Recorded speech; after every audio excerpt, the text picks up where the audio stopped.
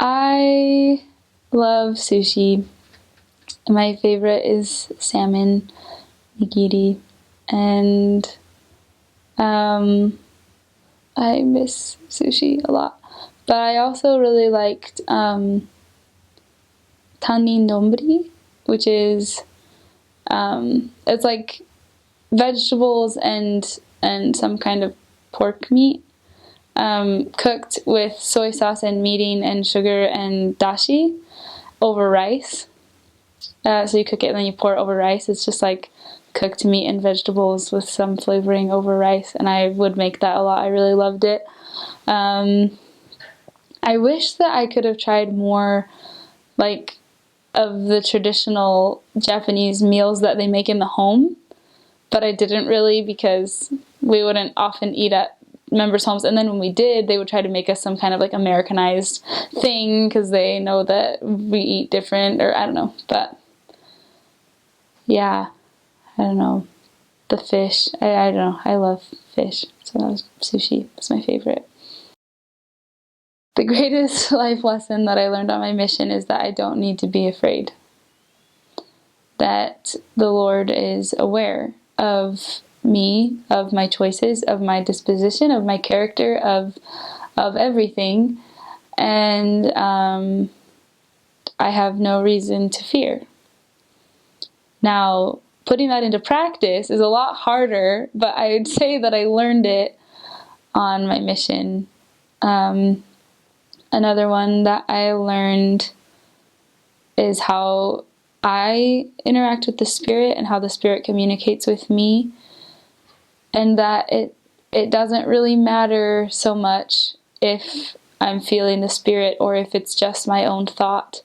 What matters is if it's a good thing, act on it. And then whether it was the Spirit or not, the Lord will use it. He'll adapt it for His purposes. And that, I guess, is how I learned to not fear on my mission. Because I at first would just fret so much about, am I feeling the Spirit? Is the Spirit like, should I do this, or is that just me? Like, and really it's just do good. Do good and be good, and the Lord will make it good. He will consecrate your actions. I feel like I learned how to communicate with people, like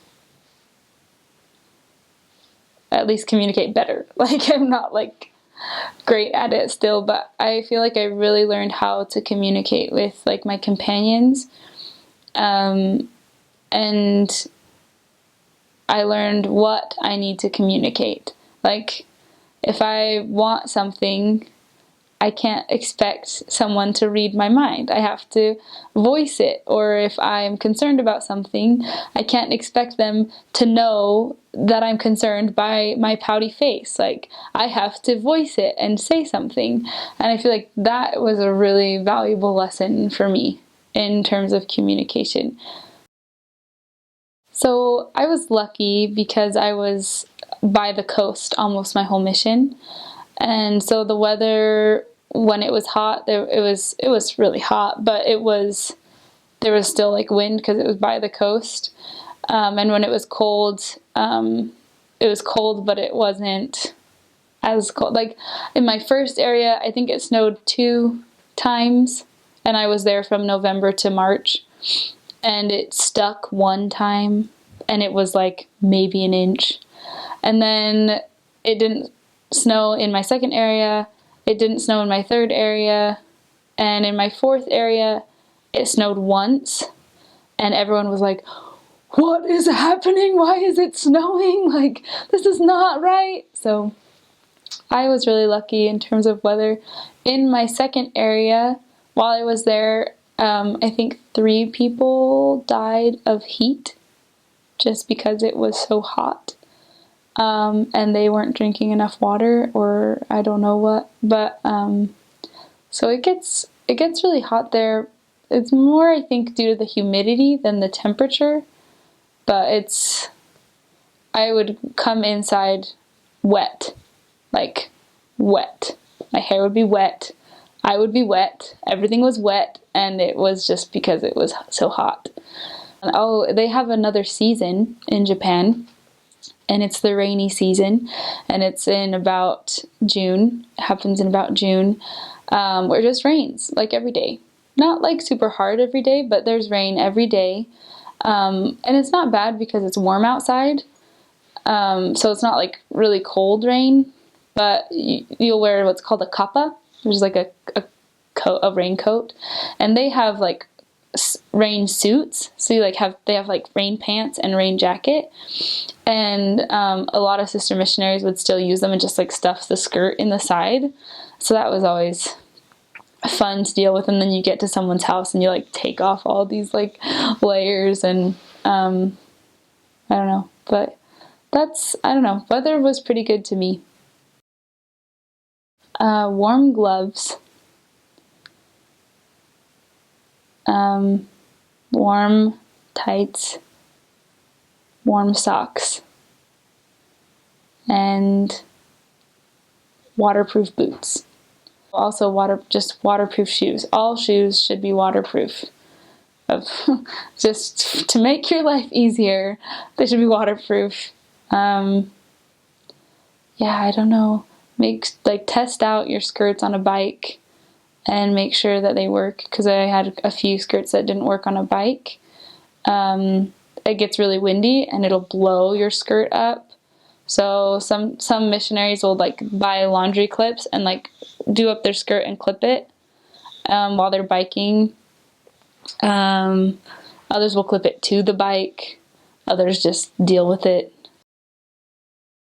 I didn't really make a mistake, but in Japan, when they address someone's name, they say san afterwards. It's kind of like Mr. or Mrs., but it just is polite, and if you don't say it, then it's like really rude.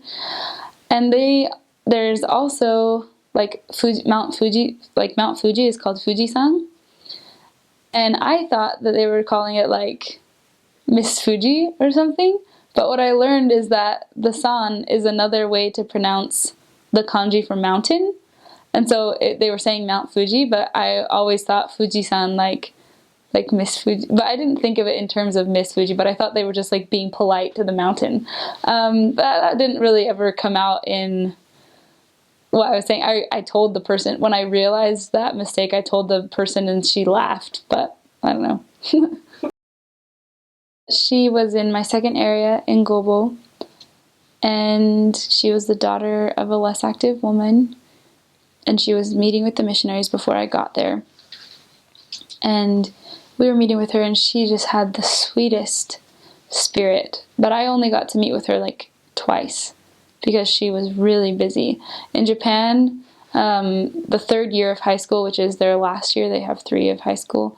So the last year of high school is like the busiest time in a young person's life. And that is right where she was, the last year, the end of the last year. No, not the end, she was like at the beginning. But she just was way too busy to see us ever, even though she was so sweet and wanted to learn more, and like it just didn't work out. And I remember being so sad and frustrated and like, what more do I need to do? And then I saw her like once more before I left the area, because we both left, and she wanted to say goodbye and I wanted to say goodbye. And so she came and I saw her, and then I was gone. And I emailed her a couple times and she responded. And I remember, so from there I went to Uejima for 2 transfers, and then I went to Matsuyama for the last 4. But after my first transfer after my second transfer, my first transfer in Matsuyama. After my first transfer in Matsuyama, one of our elders he got transferred to Gobo. And I was so excited. I was like, you need to go find these people. I like gave him a huge list, and Konomi-chan was on the list. And then that was on preparation day, so I sent her an email and I was like, guess what? Like, this elder is coming to Gobo. You need to see him. And I got an email back from her that next Monday, And she said, oh, I got it on Monday, but she had sent it like the next day, and it said,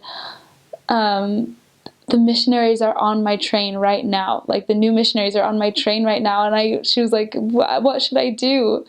But I didn't get it till a week later, and I was like, talk to them. You should talk to them. Like, but she didn't. She hadn't talked to them. But, so I said that. I said, talk to them. You should talk to them. And then she wrote back, and she was like, they called me the next day. And, she started meeting with them, and she was baptized. And is still strong. And that was like almost a year later, and it's just, no effort is unseen or unused or unworthy. It all serves purpose, and it's up to the Lord's timing. Like, we don't have to make things happen, we just have to do. And